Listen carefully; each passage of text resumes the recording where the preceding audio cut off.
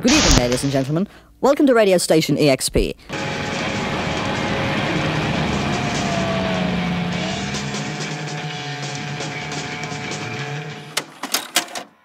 Après avoir parlé d'un film que je trouve et que l'opinion commune trouve assez incroyable, on va cette fois-ci parler d'un film un peu moins connu. Et cette fois-ci, notre histoire va commencer en 1966, au beau milieu de la capitale anglaise, c'est-à-dire Londres. Culturellement et musicalement parlant, on est sur la meilleure période du pays. Le succès mondial et fulgurant des Beatles et l'exportation massive de groupes musicaux va donner une visibilité colossale à la ville. Les différents mouvements mods et rockers font rage dans le pays, et pas que, puisque nombre d'autres pays européens adoptent les coutumes et manières de ces différents courants. En bref, de par sa musique et de par toute la frénésie artistique qui s'emparait de la ville, Londres c'était la place pour être. Et c'est dans ce cadre que va démarrer notre histoire dans le Regent Polytechnic, club londonien qui le 1er octobre 1966 va être le théâtre de l'un des plus gros chocs de la scène musicale anglaise. Cette nuit-là, c'est le trio de blues Cream qui est à l'affiche, groupe composé par Ginger Baker à la batterie, Jake Bruce à la basse et au chant, et celui à la guitare, le guitariste du moment, celui qui se cantonne à la tête du plus populaire de la capitale, celui qu'on surnomme Dieu, le seul et l'unique, Eric Clapton. Le concert se déroule plutôt bien, l'ambiance est assez bonne et le groupe fait une prestation assez efficace. Mais le moment qui va nous intéresser se situe vers la fin du concert quand un jeune homme viendra interpeller Clapton pour jouer de la guitare avec lui. Et même si un peu réticent en premiers abords, le groupe finira par accepter. L'individu va donc brancher sa guitare, régler son ampli et va en mettre plein la vue tant au groupe qu'au public. De une en jouant un blues survolté et très peu commun à l'époque, et de deux de par sa prestation scénique. On voit jouer derrière la tête, entre les jambes, avec les dents, enfin bref c'est un vrai spectacle, à tel point que Clapton, prenant peur pour sa carrière, partira de la scène en courant pour se réfugier dans les toilettes.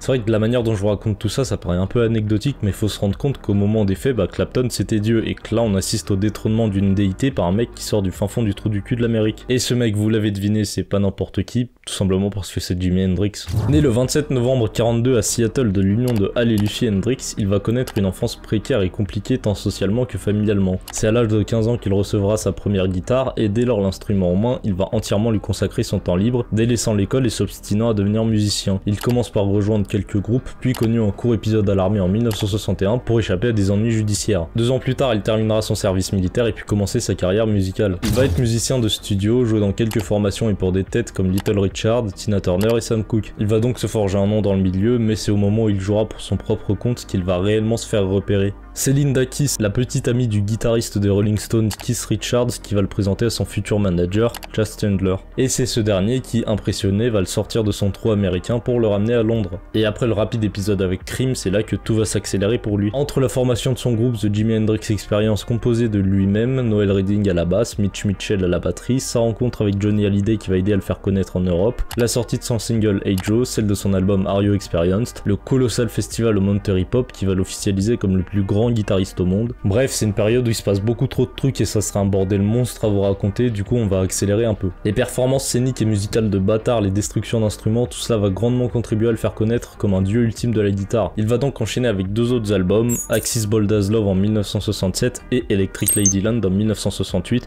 qui vont tous les deux être acclamés par la presse et le public. Ajoutant à cela plusieurs autres tournées et autres sorties de singles concluantes, entre temps une séparation pour son groupe, son concert à Woodstock qui va le mythifier auprès d'absolument tout le monde. Tout cela va grandement contribuer à sa légende, mais il va rapidement se rendre compte des désaccords que lui entretient avec son public. Hendrix privilégiant la recherche musicale là où les gens venaient simplement pour des prestations sauvages. En parallèle, il va préparer d'autres albums, faire d'autres tournées, d'autres festivals, d'autres singles, et accélérer encore plus la cadence. Mais quand on parle de vitesse, comme dit le dicton, à force d'aller plus vite que la lumière, on ne peut que vivre dans l'obscurité, sa flamme va rapidement s'éteindre et il sera retrouvé mort d'une overdose d'héroïne le 18 septembre 1970. Une fin jeune et brutale pour un génie de son époque. En bref, ce qu'il faut retenir de tout ça, c'est qui est Jimi Hendrix, et c'est clairement le type d'artiste qui apparaît de manière très aléatoire dans l'industrie et qui nique absolument tout sur son passage, qui bouleverse les codes, qui marque les époques, et je verrai pas d'autres termes que monstre ultime, c'est-à-dire que le mec a littéralement changé la manière de jouer de la guitare en seulement 4 ans, et de son vivant a sorti 3 albums qui étaient déjà tous considérés comme cultes à l'époque. Après sa mort, sa légende va continuer à perdurer, beaucoup de guitaristes à travers les âges vont être influencés par son style et son jeu, et vont continuer à faire vivre son héritage artistique à travers différents médias, dont celui du cinéma. Alors au début, son héritage va plus se manifester au travers de documentaires et de concerts filmés de son vivant. Là-dessus, on compte le documentaire A Film About Hendrix, le live à Monterey, celui de Woodstock évidemment, et plein d'autres de différents styles, de différents genres et de différents réalisateurs. Néanmoins, la première réelle tentative de biopic sera le téléfilm sobrement intitulé Hendrix,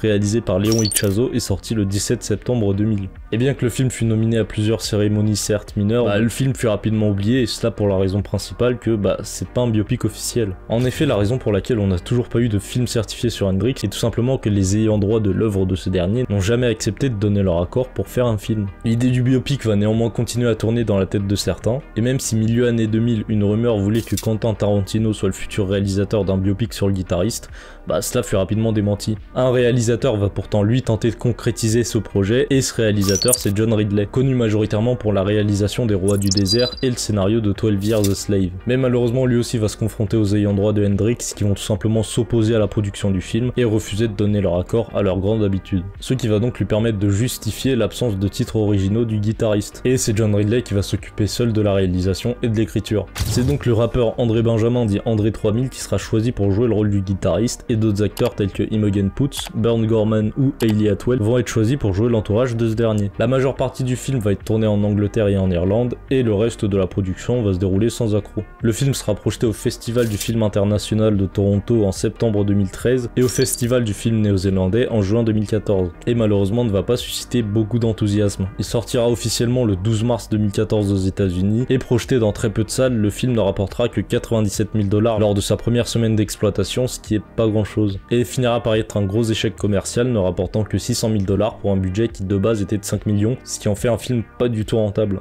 Et au niveau de la critique, beaucoup vont souligner le film comme étant plat et raté. Et un autre frein au succès du film était que le fait que certains proches d'Hendrix accusaient le film d'être fictionnel et de calomnier sur la personnalité du guitariste. Et au final, le film va rapidement tomber dans l'oubli et ne va pas grandement marquer les esprits.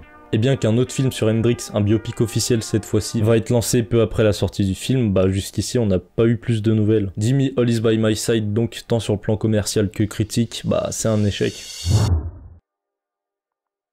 Du coup vous connaissez la chanson, cette fois-ci on va se plonger dans le film pour voir ce qu'il vaut réellement, et on va voir si tout cela est mérité, et c'est parti. Le film s'ouvre donc sur le tout début de carrière d'Hendrix, et s'ouvre sur la période où il était encore guitariste de studio.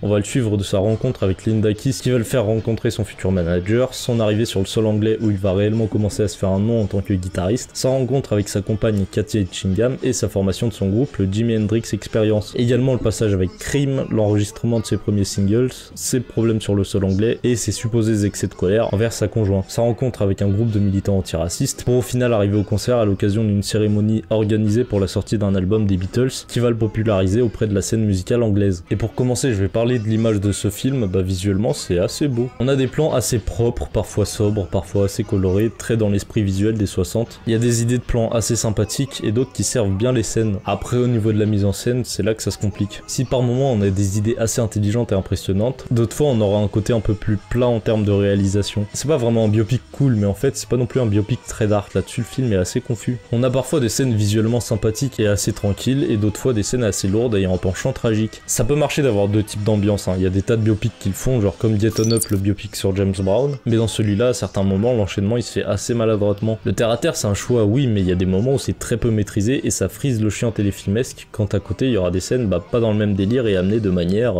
pas des masses amenées en fait. C'est très aléatoire par moment et ça perd beaucoup en qualité. Pareil au niveau de certains choix, le film décide au début de placer des images d'archives entre les scènes pour contextualiser. Alors sur le papier ça peut être une bonne idée, mais la manière dont le film amène ça, ça marche à moitié, de une parce que l'idée est rapidement abandonnée au cours du film, et de deux parce que tant visuellement que rythmiquement, ça fait tâche. Et quand il n'y a pas d'archives pour transitionner, le passage d'une scène à une autre est parfois assez saugrenu et chaotique. Et pareil au niveau du montage, au sein de certaines scènes on a des cuts assez rapides et qui paraissent un peu cabotinants par moments, et d'autres fois on a des scènes un peu trop longues, ce qui ternit le rythme. Donc ouais, il y a des moments assez jolis, mouvementés et agréables, mais c'est entaché par des éléments aléatoires qui n'ont pas forcément leur place au sein du métrage, et c'est dommage parce que du coup ça impacte directement la qualité du récit. Ensuite au niveau du casting, pour le coup André 3000 s'en sort assez bien en Hendrix, il arrive bien à se glisser dans la peau du personnage, à choper le timbre, les mimiques et le style, c'est une petite réussite, et pareil pour le reste du casting. Pas mauvais du tout, ils arrivent tous à peu près à entrer dans leur perso et à être dans le délire, même si certains rôles restent assez anecdotiques dans le film. Et ça pour moi c'est pas tant la faute des acteurs mais plus celle de l'écriture l'écriture. Sur ce point, le film est pas fort. Même si André arrive bien à jouer, bah la manière dont le personnage est écrit est assez chaotique par moments. Il nous est présenté comme un personnage lunaire et sympathique, frôlant limite la caricature du hippie des 60, et d'autres moments comme une personne violente. Et encore une fois, le problème il est pas là. Il y a des tas de biopics qui arrivent à jouer là-dessus, mais dans celui-là, les scènes montrant Hendrix comme un enculé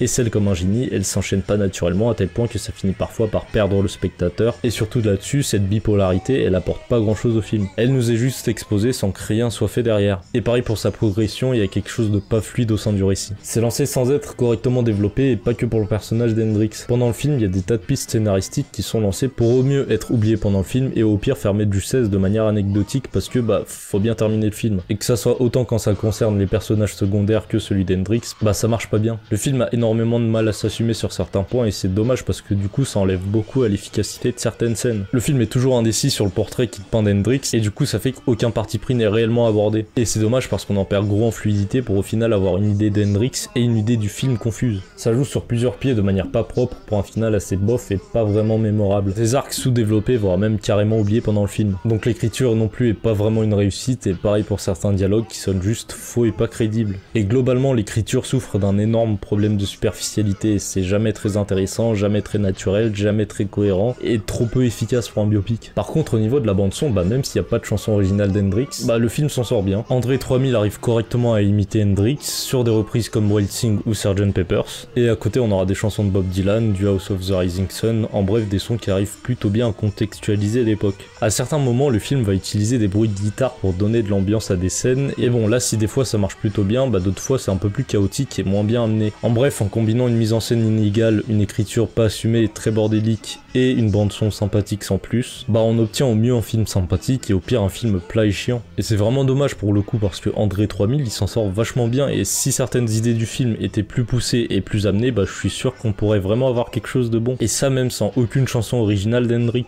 Parce que pour le coup ouais, les scènes de concert comme celui de Sgt Pepper's ou le face à face avec Clapton, bah c'est sympa mais ça suffit pas tant que ça. J'aurais du mal à dire que c'est un film sympathique mais au final c'est pas vraiment tant à rater que ça parce qu'il y a quand même des bonnes intentions derrière. Mais ça marche juste pas, c'est pas du tout efficace. Et je me répète encore une fois mais c'est vraiment dommage pour le coup. Pour ce qui est d'Hendrix, certes sa personnalité est peut-être probablement trop complexe pour être montrée que dans un seul film, mais justement les règles du réel elles sont pas compatibles avec celles de l'écran et c'est pour ça qu'il y a certains biopics qui s'amusent à travestir la réalité pour servir à un récit linéaire et visuel intéressant. Que le film calomnie ou pas sur Hendrix, pour moi c'est pas vraiment un problème, mais quand on prend ce genre de décision, faut y aller jusqu'au bout sous peine d'avoir un propos raté et pas du tout consistant. Donc au final Jimmy All Is By My Side c'est pas un film mémorable. Bon j'ai un peu défoncé le film dans tous les sens là. Donc le film encore une fois n'est pas dispo sur Netflix ni sur Amazon Prime et cette fois-ci je peux pas mettre de lien en description tout simplement parce qu'il est pas disponible sur YouTube et parce que je veux pas avoir de procès. Donc pour le voir, démerdez-vous. Que vous le regardez ou que vous le regardez pas, c'est pas mon problème, chef. En bref, j'espère que cette vidéo vous aura plu. En tout cas, moi j'ai pris pas mal de plaisir à la faire. N'hésitez pas à partager la vidéo. Je vous souhaite une très bonne journée et je vous dis salut.